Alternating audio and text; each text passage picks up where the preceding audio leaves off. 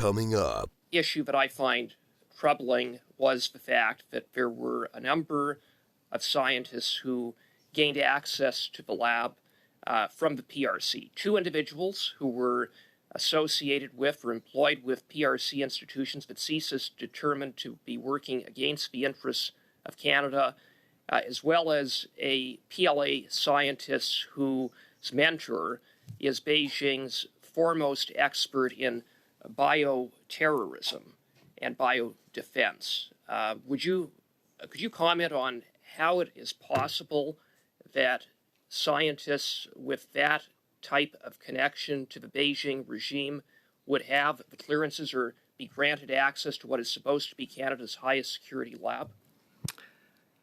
That a shipment requested by one of these scientists with, as you well know, Henipa virus and Ebola was still sent to the Wuhan Institute of Virology. In retrospect, of course, it's easier to make decisions, but was that an appropriate decision? And do you think that that should have been stopped? The feeling I get, having heard all the testimony so far, especially from officials and the health minister when he came before committee, is twofold. It's the Leslie Nielsen defense, the house is on fire, nothing to see here, everything is good, that meme that exists online. All right, move on, nothing to see here, please disperse. This guy's garage. Like and subscribe. We're hearing testimony in relation to the matters revealed in the Winnipeg Lab documents. I'd now like to welcome our witness for today's meeting, Mr. Richard B. Fadden. In the hope that it might be useful to you, I'd like to make or offer a few contextual remarks about departmental security generally. I make these comments drawing both on my national security experience and on my experience in, I think, 8 departments while I was still working. One of the things that struck me about this national security breach in terms of how it was handled was the length of time that it took between when red flags were first raised in August of 2018 to the time that these two scientists were let out of the lab on July 5th of 2019. That's almost a year. And during that time, these scientists had unfettered access to the lab, even after a fact-finding report was issued in March. Although it was incomplete, it validated that they were, among other things, transferring on an unauthorized basis materials from the lab to the PRC, and that there were multiple security and intellectual property breaches of policy. So I'd be interested in your thoughts on the issue of the timeline in terms of how PAC responded. Thank you, Chair. Well, I think my general purpose reaction is that the time frame allowing them full access was too long. I don't think necessarily that when the red flags were first raised, they should have been handcuffed and walked out of the building. But there were a range of measures that departmental security and the deputy head could have taken to restrict their access, to control where they're going and whatnot. And I think it became increasingly clear, certainly in terms of the material I've read, as time went on, it was more and more serious.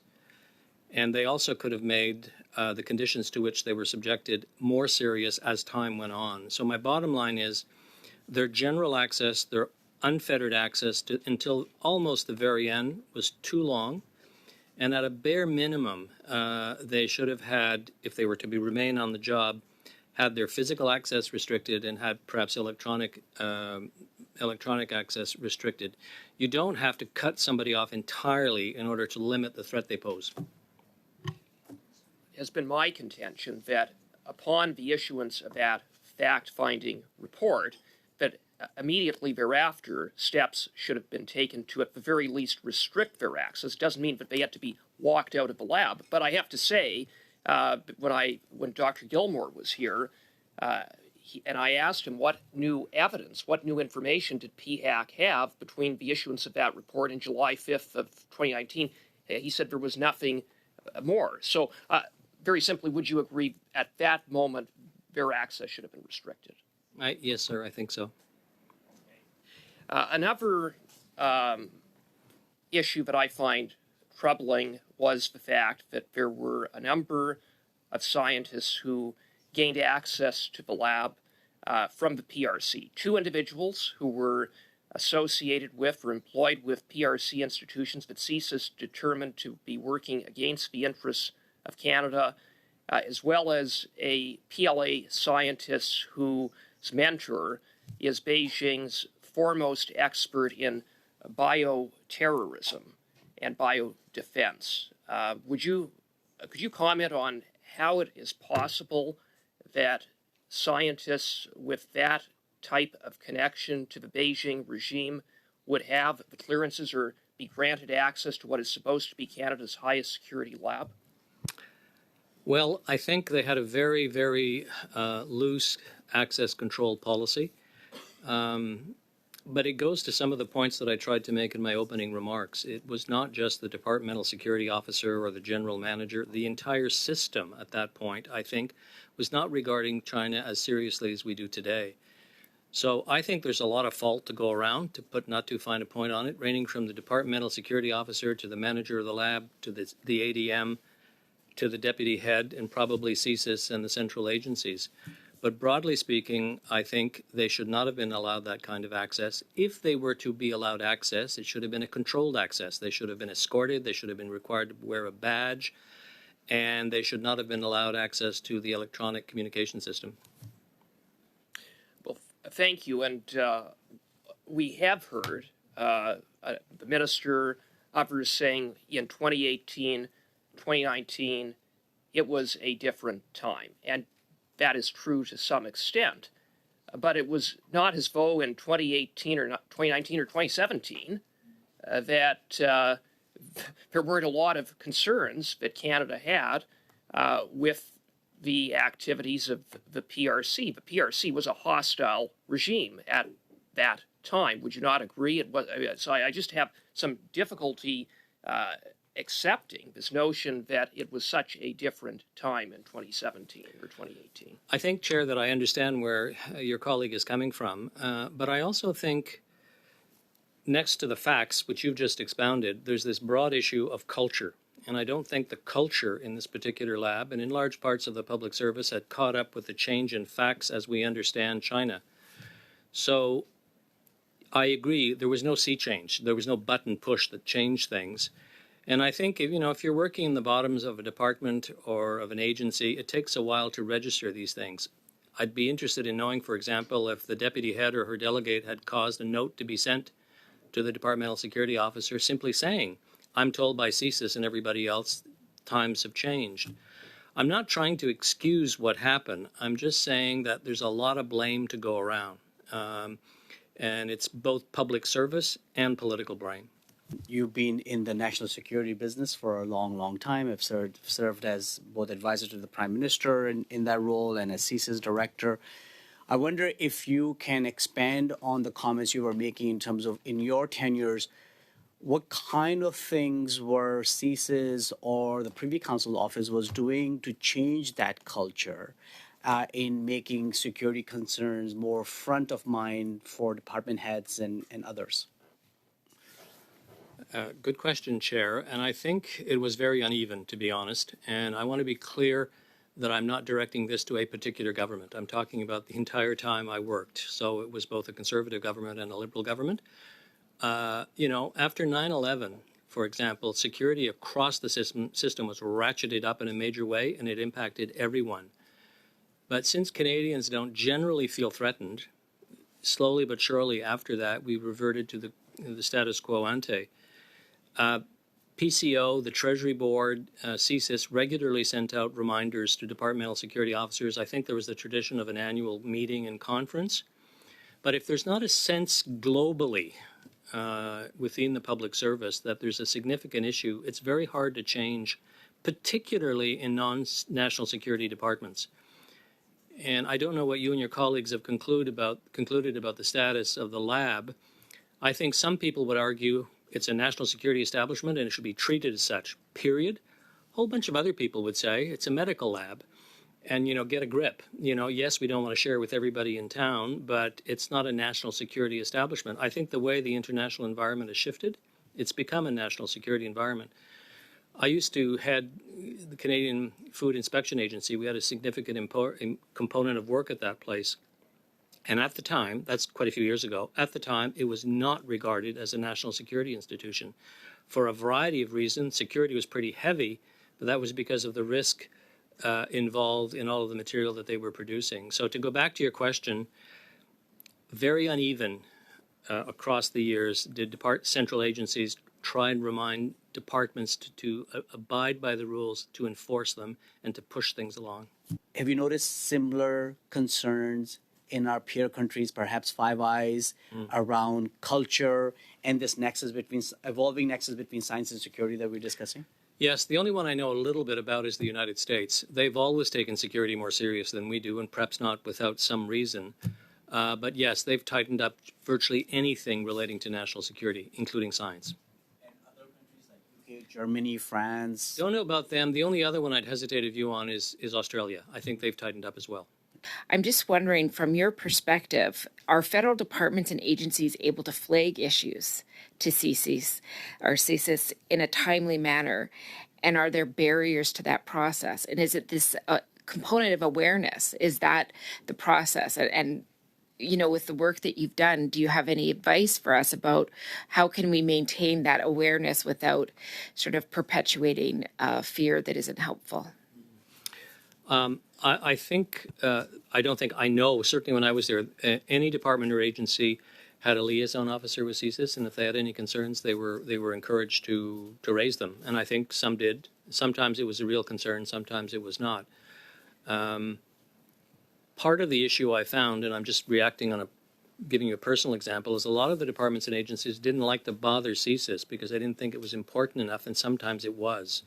So it's this general issue of awareness, and I want to stress again, I'm not being partisan here. I'm not talking about Mr. Trudeau's government or Mr. Harper's government. I'm just talking about governments. Unless the Prime Minister and senior ministers signal clearly country X or issue Y is a problem that deputies can build on to send down into their departments, it's very hard to get medium-ranking and junior people to all of a sudden accept that they have an issue. I'm not saying this because I think people are stupid or ill-intended, but any very, very large organization takes a while to register these changes. And as I was saying a moment ago in response to an earlier question, for a long time, both Mr. Harper's government and Mr. Trudeau's government were trying to develop better relations with China, while at the same time we were worried, or CSIS was worried about what they were doing under the radar. And I think both governments, Mr. Harper's and Mr. Trudeau's, have shifted their views over time, which I think is a very good thing. And it reflects, I think, polling in this country. But if we're going to get everybody in government, or at least those who are national security or national security related departments, to take this more seriously, it requires a whole of government effort, not just involving, I used to joke that, I come to talk to you, Deputy Minister X. I'm not a security nut. I'm telling you that there's a problem here, and I'll tell you X, Y, Z. But if it's only the, quote, security nuts, that are saying there's a problem, it's an issue. You need, deputies, ministers, and others to sort of agree. And I don't believe that this has to be done in such a way, because I think that there's a real risk. We have nothing against Chinese civilization, against China and the Chinese people. So there's a balancing act there to be found, and I don't think it's easy. But I think the cultural change that we talked about a moment ago, it still needs to be pursued. Thank you, Mr. Fadden. We'll now go to Dr. Ellis for 5 minutes. I had a question continuing on that same vein. When Dr. Gilmore testified before the committee, he talked about cooperation with the G7+1, which in his mind was Mexico. Is that the type of cooperation that we need to look at going forward in a science-based environment, or is it more complex than that? Good question. There's nothing wrong with the G7, but I think if we're going to bring together preoccupations relating to the development of science and innovation on the one hand and security on the other, I would start with NATO, which is a pretty broadly defined group of people. We forget sometimes that NATO is not just a military alliance. There are all sorts of things that NATO does, including expertise in science and technology. Nothing wrong with the G7+1, but We also have an issue about how we protect our own credibility in respect of a lot of these issues, and I think I would argue the better place to start would be the G7, which is the NATO, I beg your pardon, which is most of Europe, along with associated members like Japan and Australia. Thank you very much for that, sir. And through you, Chair, we've heard a lot of talk about the 1,000 Talent Program or talent programs in general from state actors. The question that I would have for you, sir, is what we've heard is that there appears to be an acceptability of scientists enrolled in those talent programs as long as they divulge that information to their superiors, and then they of course have the go ahead from their superior. My question is, does that seem appropriate to you? Because of course then we're relying on those scientists to be honest and say, yes, I am part of a talent program. The nefarious actors in my mind would never divulge that information. So how do we square that circle, so to speak? I think my inclination, Chair, would be to say that the risks today are such that participation in such programs is not a good thing. I also try sometimes to equate what security is trying to do with what doctors are trying to do. You have curative medicine and preventative medicine. Curative is when you have a really big problem and you got to go in with a big mallet. But a lot of things are preventative. And I think the level of threat that we face today against China and a number of other countries is such that despite the cost to science, and there is a cost, scientists should not be allowed to participate in these talent programs with or without the permission of their superiors. If relations between ourselves and other countries, our adversaries, improve, then I think we should relook at the program. But we cannot, on the one hand, say that China, for example, is a strategic adversary, and on the other hand, say to scientists, well, as long as you report to your boss that you're talking to them, you can share virtually anything. And the problem is in science, you can't partially share. I'm told it doesn't work. Not a scientist myself, to be clear. Thank you for that, sir. And through you, Chair, Mr. Fadden, we know in this case that in spite of an investigation that had, by March of 31st, 2019, been going on about 10 months at the insistence, perhaps that's a strong word, of Dr. Gilmore with CSIS, that a shipment requested by one of these scientists with, as you well know, Henipa virus and Ebola was still sent to the Wuhan Institute of Virology. In retrospect, of course, it's easier to make decisions, but was that an appropriate decision? And do you think that that should have been stopped? I don't know about all of the rules that applied, but to the extent that I've gone through a lot of the material that your committee looked at, I think there was a rule that prohibited that, and it should not have happened. So I would argue it's not just a question of hindsight. If it was looked at the time, where it was going, the way it was transmitted, the authority it was obtained to do that, I think they violated a rule. So no, I don't think it should have happened, if I understand the rule correctly. Thank you very much, sir. And through you, Chair, we've heard from, I don't want to turn this into a witch hunt, but we've heard from the Minister of Health that no one else should be held responsible. I'm not asking you to name names, but in my mind, there's more responsibility that should be had here, and we should investigate that a little further. Does that ring true with you, sir? It does, and I also don't think that it's important to point names at individuals at a particular point in time. I would argue, as I tried to say at the beginning, it's the system writ large, from the very top to the very bottom, that wasn't taking these things as seriously as they should have. Now, I think you can argue that individuals within that system might have been a little bit more enthusiastic in enforcing the rules, but I think this is one of those cases where a great deal of the responsibility can be shared. I know it drives many parliamentarians to distraction when it's impossible to identify an individual in the public service who did something wrong. But in this case, I really do think it's the DSO on up. Everybody was operating in an environment where, had they thought differently, the outcome would have been different. But the environment, also there were a lot of protections written into our system, the labor relations system, the charter and whatnot. All of these things slowed down the process that your colleague, Mr. Cooper, referred to. I'm not saying it's a good thing, but they're there. And to the extent that we want to put them into place all the time, they do have an impact. Mr. Chair, I asked the question because, and we've seen it not just in Canada. It's an issue in democracies throughout that recommendations are put forward. There's a commitment that they will be implemented and there will be follow through, but culture seems to stand in the way so often of lasting change from coming to the fore. I'm going to stick on the issue of culture in the minute and a half that I have left. You said that, and I'm quoting you directly now, culture has to catch up with the facts with respect to how the Canada-China relationship has evolved, the nature of the Chinese regime under its current leadership, what that means for our national security. How can culture catch up with the facts at places like the Winnipeg Lab, which you said some might view as a medical facility more than anything else, but I think you've offered a compelling view, and others have at this committee, that it is should be seen as a site of national security first and foremost. I think identifying it clearly, somebody passes a regulation saying it's a national security establishment would be a good starting point. I think the issue is going to be that we're going to have to accept that in order for this to happen, it's going to make a lot of people unhappy. Scientists in particular really, really don't like dealing with these kinds of issues.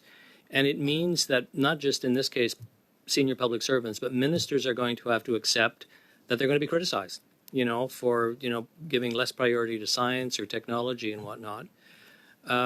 The other issue I guess I would stress, and I understand that the Minister of Public Safety is looking at this, we have to find a way of broadening access to classified information.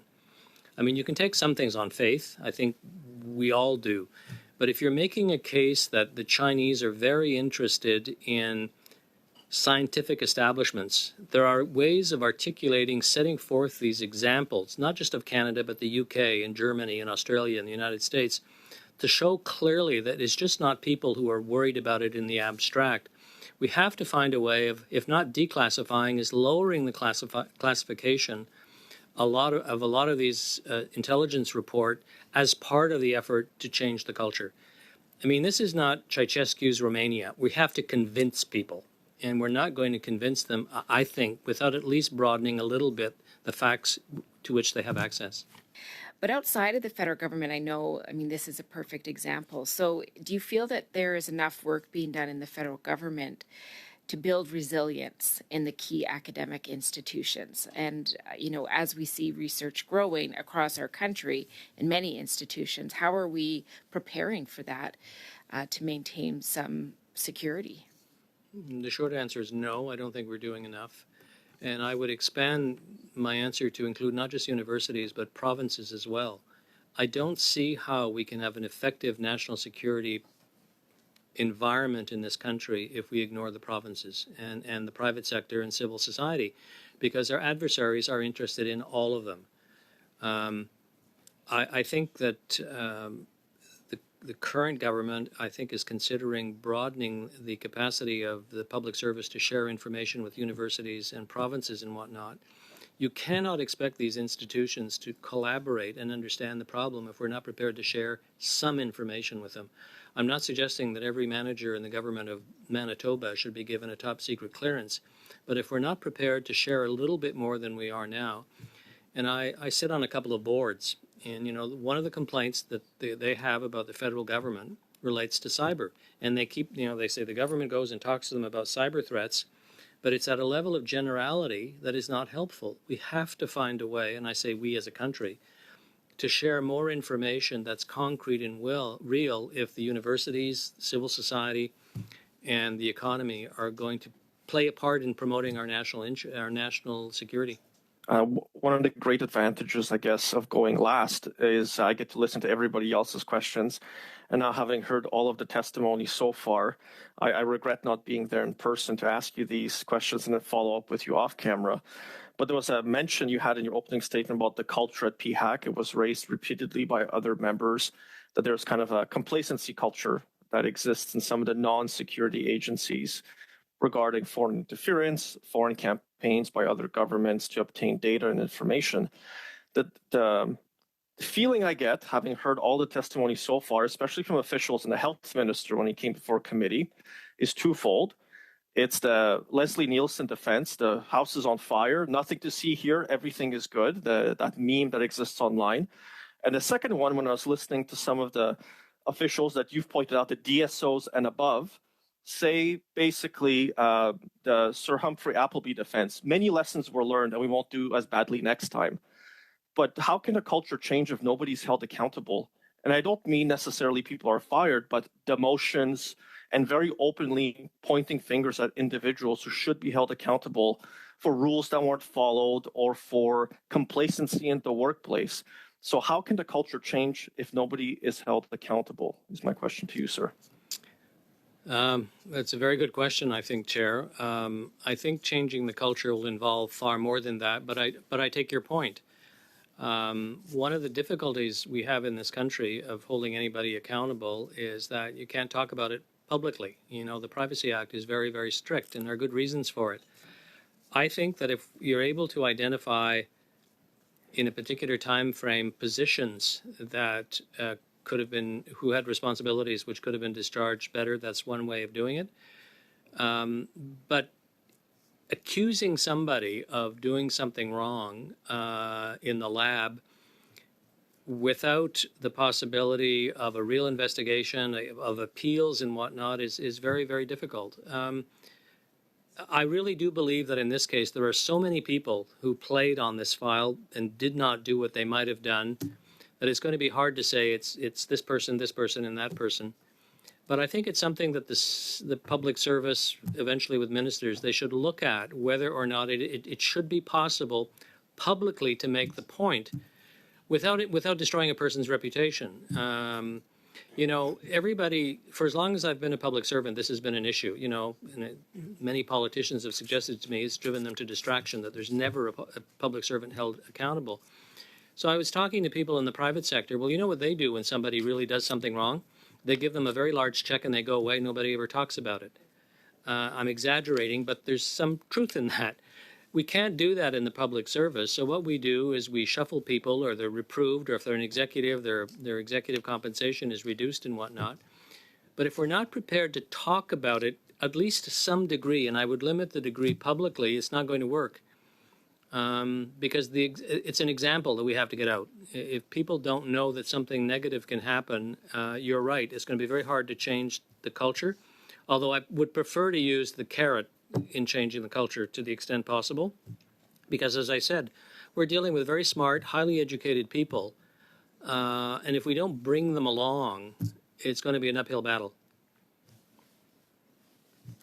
So, Mr. Chair, my follow-up question then would be when there was discussion about what types of recommendations we could put together, there was mention of a committee being formed of public servants across government with potentially 2 deputy ministers selected to be responsible at the end of the day for overseeing it. So my question to Mr. Fadden is, how would you see that working, and what would be the accountability mechanisms to make sure that if this happens again, and this is government after all, so I expect there'll be future parliamentarians having the same maddening discussion around this table at some future point, how can we hold public servants accountable if and when something like this happens again, or if we discover this has happened elsewhere in government? What would these deputy ministers be doing? What would this committee be functioning? What would be the accountability mechanism? Thank you, Chair. In the first instance, I would say that my idea of having a couple of deputy ministers would be to ensure operationalizing those recommendations of this committee that the government has accepted. In other words, my understanding is that you will make a report to Parliament. The government will then have to decide which components and whether or not they are accepted. I would then say you take whatever the government decides on, they clearly tell the public service, the clerk, the Treasury Board, that we want these things done within the following time frame. And my experience suggests to me that if you just tell all deputy ministers to do this, it doesn't always work evenly. So you appoint a champion, an implementation champion. Maybe it's a deputy secretary in PCO. I don't know who it is. And you simply say to them very clearly, he or she has to establish a time frame for implementing all of these various recommendations. And you have to report back to, I guess, a committee of cabinet and perhaps a committee of parliament. And in doing that, I think it becomes easier to find out what's going on. You know, you can insist that the Treasury Board mandate audits. You know, you don't have to have a problem before you mandate an audit. One of your colleagues asked a question about, you know, which departments and agencies should we worry about from a security perspective? Well, why doesn't the Treasury Board do 3 audits a year, just looking at what the DSOs are doing on these departments? That's not punitive, it's preventative. But if they find problems, it's possible to then require the deputy head to do something about it. I wouldn't be surprised if the Auditor General did something like this at some point as well. Thank you very much.